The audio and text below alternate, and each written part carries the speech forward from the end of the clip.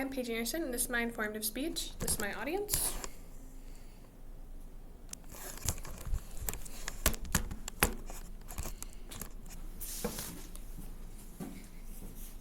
This is my speech about soybean tariffs and their effects on U.S. farmers. Allow me to set the stage. You, among 500,000 other people, produce the #1 crop export of America. Do you think you know what it is?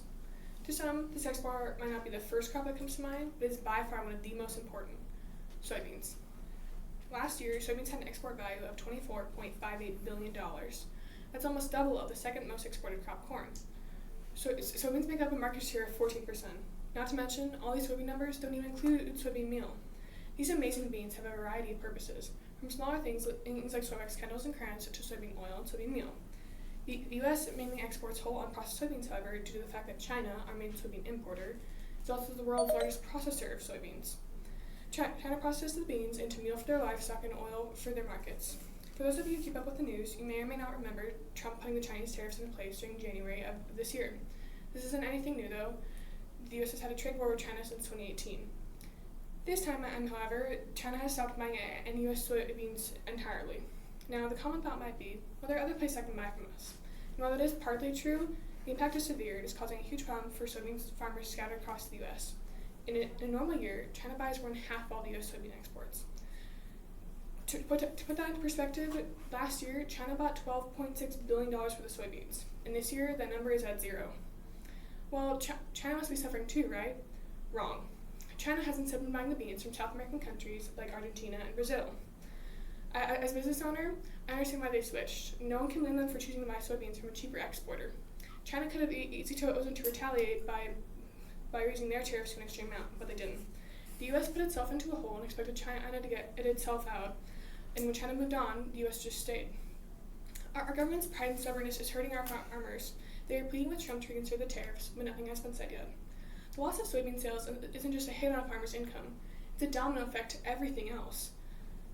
No money means they can't repair equipment or pay for the seed they used.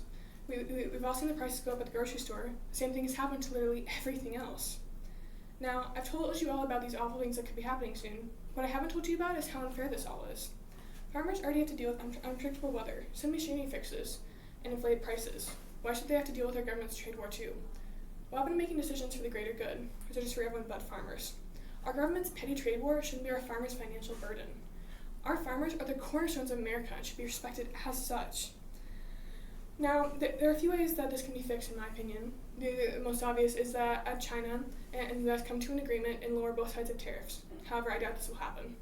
And even if it did, there would still be tons of soybeans left over. No one even buys close to that amount. But this could attend next year's planning to be smaller so that everything gets sold. Now, one would think that our government has learned to not put our farmers into jeopardy, but it seems they haven't learned anything since the last time this happened. Taking everything I've said into account, I do believe that this agricultural crisis has much deeper roots than we think. I'm worried about our farmers. They could lose their livelihoods and even have to resort to new occupations. We have no backup plan to fix this, nor do we have enough time to prepare for one.